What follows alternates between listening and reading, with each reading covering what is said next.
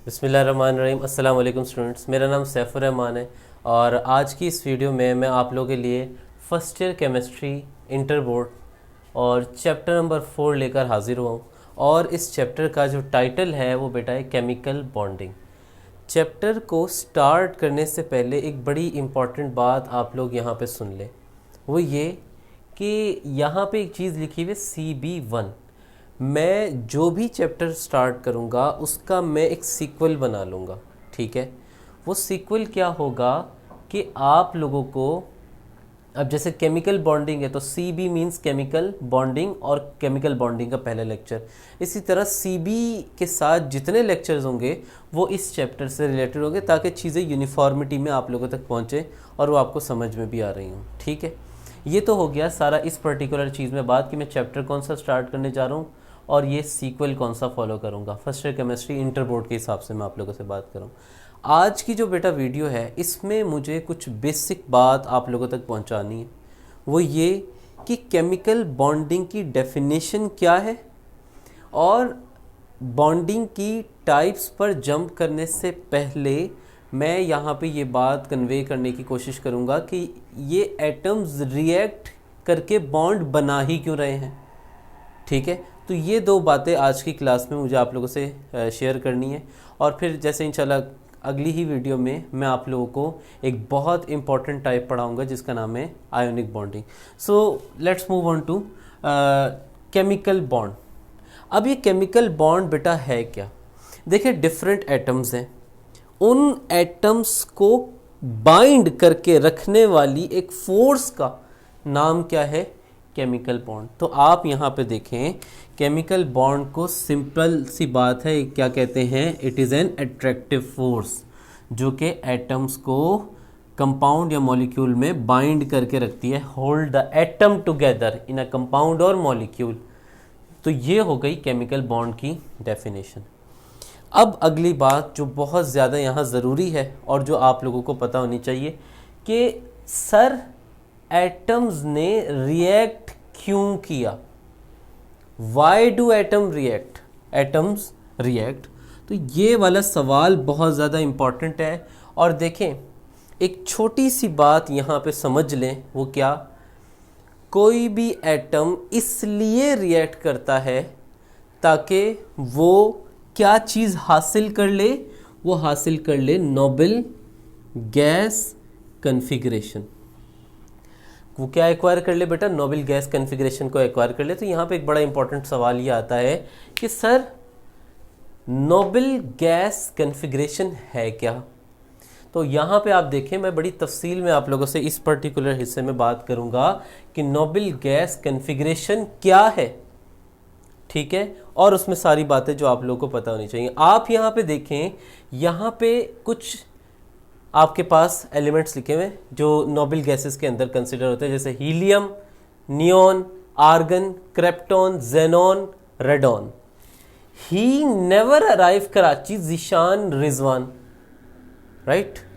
इस तरीके से इसको याद रख लें। अगर आप इसको देखें, neon, argon, krypton, xenon, radon को, नियॉन में मैं आखिरी शेल में, रिमेंबर दिस, ये सारे, ये नियॉन का आखिरी शेल है, ये आर्गन का आखिरी शेल है, ये क्रिप्टॉन, जेनॉन, रेडॉन के आखिरी शेल बनाए हैं, वैलेंस शेल जिसको कहते हैं। नियॉन के आखिरी शेल में कितने इलेक्ट्रॉन है बेटा? 8 इलेक्ट्रॉन। आर्गन के आखिरी शेल में कितने इलेक्ट्रॉन है? 8। Krypton 8, xenon 8, radon 8। तो ऐसे एलिमेंट्स जिनके आखिरी शेल में 8 इलेक्ट्रॉन आ जाएं, ऐसे एलिमेंट्स क्या होते हैं बेटा? स्टेबल होते हैं। और हर एलिमेंट ये चाहता है कि वो क्या रहे? स्टेबल रहे। तो इस रूल को, इस कन्फिग्रेशन को कि आखिरी शेल में 8 इलेक्ट्रॉन हो, इस चीज़ को कहते हैं ऑक्टेट कन्फिग्रेशन। ऑक्टेट में ऑक्टा का मतलब क्या है बेटा? 8 है। ये 8 मैंने लिखा है। अब अगली बात, मैंने हीलियम की बात यहाँ पे नहीं की। ये जो हमारे पास नोबल गैस कन्फिग्रेशन वाली बात है, इसमें एक एक्सेप्शन है, वो है हीलियम और हाइड्रोजन के केस में। याद रखनी है, हीलियम जो है वो ऑक्टेट रूल फॉलो नहीं करता, वो फॉलो करता है ड्यूप्लेट रूल। ड्यूप्लेट का मतलब आखिरी शेल में 2 इलेक्ट्रॉन। तो मैं जनरली बात करूं तो ऑक्टेट एलिमेंट्स के अगर आखिरी शेल में 8 इलेक्ट्रॉन है तो ऐसे एलिमेंट्स जनरली स्टेबल होते हैं और हर एलिमेंट उस स्टेबिलिटी को चाहता है। और अगर वो उस स्टेबिलिटी को चाहता है तो वो उसके लिए जब कोशिश करना शुरू करेगा तो वो ऑब्वियसली क्या करने लग जाएगा, रिएक्ट करने लग जाएगा। ठीक है, तो आप यहाँ पे देखें neon, argon, krypton, xenon, radon ये ऑक्टेट कन्फिग्रेशन रखते हैं और हीलियम ड्यूप्लेट कन्फिग्रेशन रखता है। इसके अलावा हाइड्रोजन का भी यही केस है, वो ड्यूप्लेट रूल फॉलो कर रहा होता है। ठीक है, और यहाँ पे आप देखें बेटा, जो भी एलिमेंट जो ऑक्टेट या ड्यूप्लेट फॉलो करते हैं दे आर स्टेबल। आप यहाँ पे देखें मैंने लिखा है an atom is stable if it has duplet, this is duplet और ऑक्टेट कन्फिग्रेशन। और इसी चीज को बेटा किस चीज का नाम दिया जाता है, नोबल गैस कन्फिग्रेशन का नाम दिया जा रहा होता है। ठीक हो गया। तो अभी तक आपने ये देखा कि मैंने आपसे किस हवाले से बात की, केमिकल बॉन्ड क्या है, एटम्स रिएक्ट क्यों करते हैं ताकि नोबल गैस कन्फिग्रेशन एक्वायर करें। नोबल गैस कन्फिग्रेशन क्या होती है, ये नोबल गैस कन्फिग्रेशन आ गई कि जनरली 8 इलेक्ट्रॉन हो और कुछ एक्सेप्शन जैसे कि हीलियम वो चाहता है उसके शेल में कितने इलेक्ट्रॉन हो, आखिरी शेल में 2 इलेक्ट्रॉन। अच्छा, ये केमिस्ट्री के जो बड़े लोग हैं ना वो ये हैं, बड़े लोग हैं ये केमिस्ट्री के, और हर कोई बड़े लोग जैसा बनना चाह रहा है, इन जैसा बनना चाह रहा है भाई। तो वो तमाम एलिमेंट जो इन जैसे नहीं है, जिनके आखिरी शेल में 8 इलेक्ट्रॉन नहीं है, अब वो 8 इलेक्ट्रॉन एक्वायर करने, हासिल करने के लिए कोशिश करेंगे। और अगर वो ऐसा करेंगे तो वो किस तरफ चले जाएंगे, वो चले जाएंगे बेटा रिएक्शन करने की तरफ। तो आप यहाँ पे देखें atoms of elements react to achieve noble gas structure. This is noble gas structure के आखिरी शेल में 8 इलेक्ट्रॉन हो।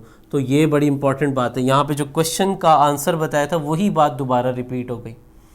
तो एटम रिएक्ट करते हैं ताकि उनको क्या मिल जाए, नोबल गैस स्ट्रक्चर मिल जाए, यानी वो इन जैसे हो जाए। और ऐसा करने के लिए बड़ी इंपॉर्टेंट बात यहाँ पे बोलने लगूं, ऐसा करने के लिए एटम या तो इलेक्ट्रॉन का लॉस करेगा या इलेक्ट्रॉन का गेन करेगा। ठीक है, या तो एटम इलेक्ट्रॉन का लॉस करेगा या गेन करेगा। क्यों? ताकि वो क्या कर ले, नोबल गैस कन्फिग्रेशन को एक्वायर कर ले।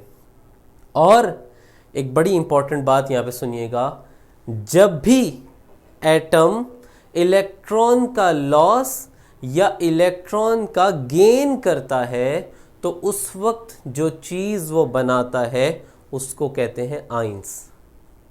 ठीक है, तो यहां तक मैंने आप लोगों को ये बात कन्वे की कि जी केमिकल बॉन्डिंग क्या है, एटम रिएक्ट क्यों करते हैं, नोबल गैस कन्फिग्रेशन क्या है। अगली वीडियो में इंशाल्लाह मैं आप लोगों से टाइप्स ऑफ बॉन्ड के हवाले से बात करूंगा। तब तक के लिए अपना ख्याल रखिएगा। अल्लाह हाफ़िज़।